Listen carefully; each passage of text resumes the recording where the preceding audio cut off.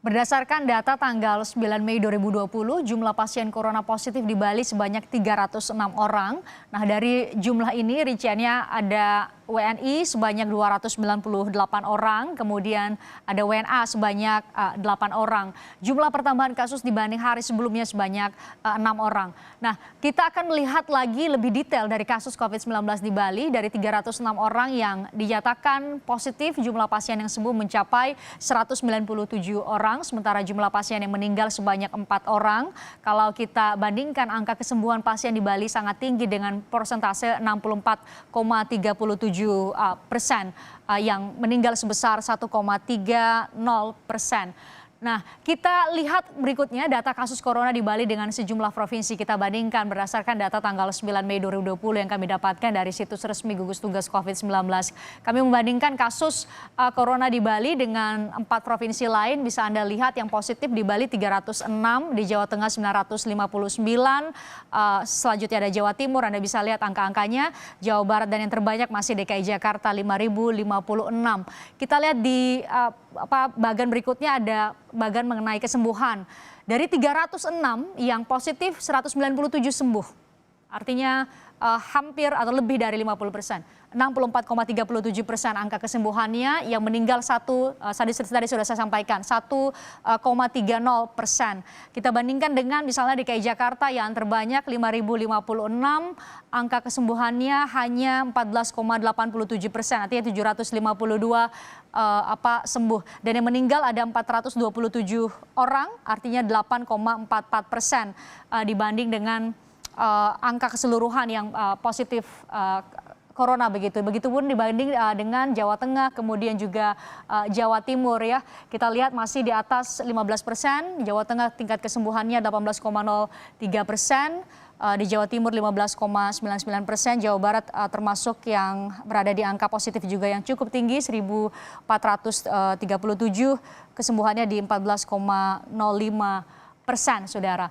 Nah, apa saja yang telah dilakukan Provinsi Bali dalam menekan angka COVID-19? Saat ini saya sudah terhubung dengan Ketua Tim Lab Pemeriksaan Kasus COVID-19 Bali, Ninyoman Sri Budayanti. Selamat sore atau selamat petang waktu Indonesia Tengah, Bu Sri. Selamat petang, Mbak. Di sini sudah mulai petang. Kita beda sejam. Bu Sri, Anda bisa sampaikan kepada kami karena Ibu Ketua Tim Lab, jadi bisa cerita. Jadi di sana deteksi terhadap mereka yang positif corona itu cepat. Kenapa bisa cepat? Karena yang kita ketahui secara konvensional kan butuh waktu kalau melakukan tes swab PCR begitu. Ya, mungkin definisi yang kita katakan cepat itu adalah kebetulan kami di lab Rumah Sakit Sanglah semua sampel selesai dalam waktu 24 jam. Jadi misalnya sekarang masuk ke lab kami, maksimal besok itu sudah ada hasil. Nah, itu juga akan membantu teman-teman di klinisi untuk lebih cepat menata laksanakan pasiennya. Bisa 1 kali 24 jam keluar hasilnya, itu karena faktor apa, Bu Sri? Karena faktor banyak yang mengerjakan itu, artinya sumber daya manusianya banyak, atau ada dibantu dengan instrumen lain atau alat lain begitu? Iya, jadi sebetulnya lab kami masih konvensional, menggunakan mesin real time yang konvensional, jadi tahapan dalam PCR ada satu tahapan awal adalah ekstraksi RNA, itu juga masih konvensional, tidak menggunakan otomatis. Tetapi kami bersyukur bahwa SDM di laboratorium Rumah Sakit Sanglah ini ada sekitar 13 orang kami, dan terdiri dari berbagai asal, gitu, tidak hanya Rumah Sakit Sanglah, tapi dari rumah sakit lain, dari universitas, kita rembukan bekerja bersama-sama.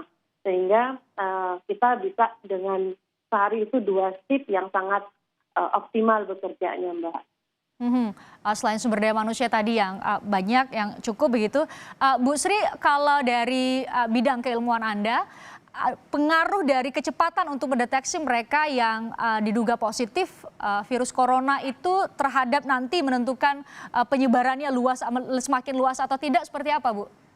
Iya, sebetulnya kalau di dalam kita menghadapi satu kasus infeksi seperti pandemi saat ini, kita mengenal istilah 3T, Mbak. Jadi 3T itu kan tes, treat, dan tracking. Jadi kita tes, dengan tes kita tahu mana yang positif, yang terinfeksi, mana yang tidak.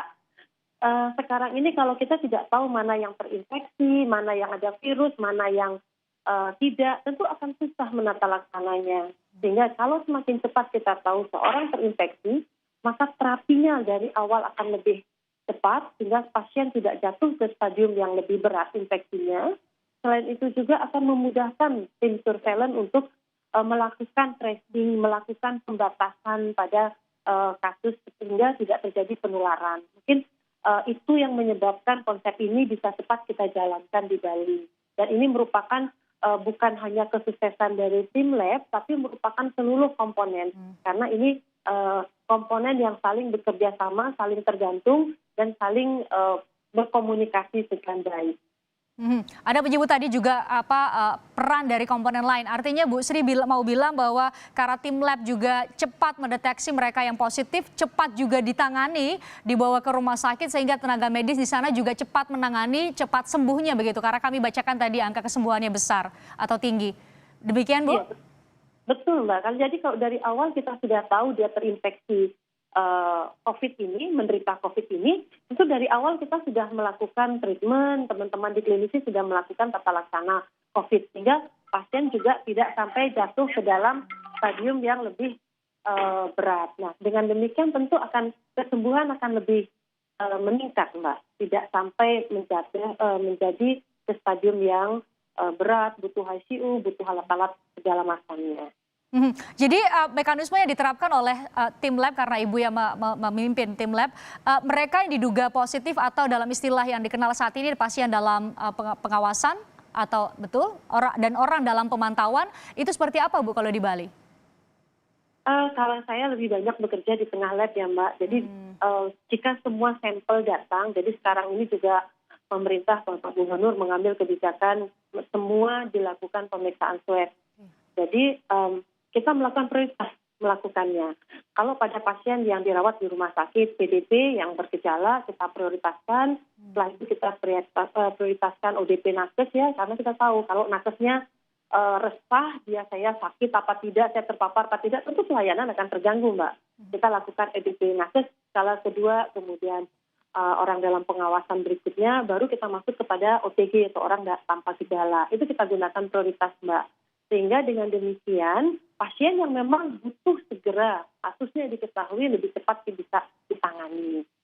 Oke, saya mau tadi bagus sekali soal apa hasilnya. Jadi mereka yang tes hasilnya atau swab testnya bisa keluar setelah 24 jam atau dalam waktu 24 jam. Betul ya Bu ya? Kami mau menuliskan itu di layar Kompas TV supaya bisa memberikan inspirasi buat tempat-tempat lain atau daerah-daerah lain untuk melakukan itu. Anda bisa konfirmasi betul 24 jam ya Bu? Ya, karena sebetulnya proses PCR sendiri kan tidak lama. Sebetulnya kalau kita melakukan ekstraksi dengan manual, dalam 2 jam mungkin selesai. Kita lanjutkan dengan proses PCR 1,5 jam ya, karena makanya dikatakan real time, ini lebih singkat, mungkin 3-4 jam satu siklus bisa selesai. Pengalaman saya 24 jam itu kita menggunakan satu mesin sampai 3 kali Mbak. Jadi 3 kali 9 tempat periksanya di satu mesin itu 90-an. Kami nggak sampai 90, kita ambil 80. 80 kali 3 sudah sekitar 240 per hari kita bisa melakukan pemeriksaan. Dan itu kalau 4 jam ya minimal 12 jam kita bekerja, itu kita bagi dari 2 shift, shift pagi dan shift siang, selesai. Itu sampai sekarang mudah-mudahan selesai. Seperti hari ini, kalau hari Minggu, Sabtu dan Minggu itu hari libur, kita cuma menjalankan satu shift saja, satu grup yang bekerja, itu mesin bisa jalan 2. Nah, sejak beberapa hari yang lalu, mesin bantuan dari Bapak Menteri Kesehatan sudah bisa kami jalankan, sehingga satu shift bisa ada 2 mesin tambahan lagi, lebih banyak kapasitas yang bisa kita lakukan. Oh jadi secara teknis Anda sebutkan tadi ada 13 ya yang ada di bawah tim yang Anda pimpin Bu Sri.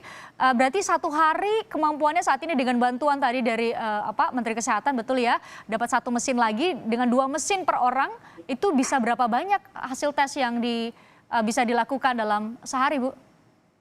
Kalau dengan 2 mesin sekarang yang ada kita bisa sampai 500 sampel. Kemudian selain itu di Bali juga Bapak Gubernur menunjuk laboratorium di Universitas Marmadewa untuk membackup kami. Juga dengan 1 mesin yang kecil mereka bisa sampai 40 sampel dan mereka juga membantu proses ekstraksi. Jadi kita mungkin antara 500 sampai 600 kita sehari bisa ke depannya. Mulai besok kita akan coba. Karena seperti tadi saya katakan Mbak, Bapak Gubernur membuat kebijakan semua pekerja migran atau yang dicurigai tidak menggunakan tidak rapid test tapi langsung ke PCR gitu. Jadi sampel sudah mulai banyak juga masuk ke dalam lab kami.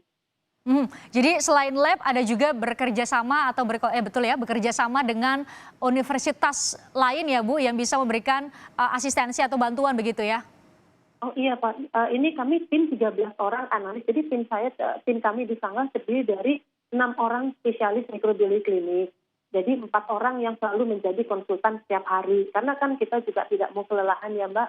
Jadi konsultan itu bertanggung jawab untuk hasil atau proses dalam 1 hari. Itu diawasi oleh seorang spesialis mikrobiologi klinik. Nah di bawah itu kita ada 13 orang teknisi laboran yang berasal dari Universitas Warmadewa, dari rumah sakit lain, dari lab Kesda. Kebetulan di beberapa tempat yang saya sebutkan tadi, laboran itu tidak ada mesin real time, tetapi kita minta kepada institusi mereka untuk dilibatkan. Jadi dari awal kita sudah men-setup bahwa di rumah sakit Sanglah itu laboran berasal dari berbagai sumber. Pelibatan dari atau bantuan dari banyak pihak itu juga membantu ya. Bu Sri, dari pengalaman Anda beberapa waktu ini, selain kecepatan untuk mendeteksi mereka yang positif COVID-19, faktor apa lagi yang menurut Bu Sri bisa menekan penyebaran COVID-19, katakanlah di Bali? Yang saya tahu pasti dari segi lab karena saya berkecimpung dan melakukan tugas saya di sana. Tetapi sebagai masyarakat saya melihat bahwa satuan tugas di COVID di Bali ini kompak bekerja siang malam. Selain itu juga mungkin karakteristik masyarakat Bali dengan sistem adatnya yang masih kuat, dengan ada sistem banjar, segala macam itu memperkuat, mempercepat, jadi lebih mudah mungkin masyarakat menerima himbauan, masukan-masukan dari pemerintah. Itu yang jadi faktor kunci kenapa kemudian di Bali kita syukuri bahkan diapresiasi oleh Presiden di rapat kabinet bahwa Provinsi Bali menjadi provinsi yang paling baik penanganan COVID-19-nya. Bu, terima kasih sudah berbagi bersama kami, Ketua Tim Lab Pemeriksaan COVID-19 Ibu Ninyoman Sri Budayanti sudah berbagi bersama kami di Kompas Petang.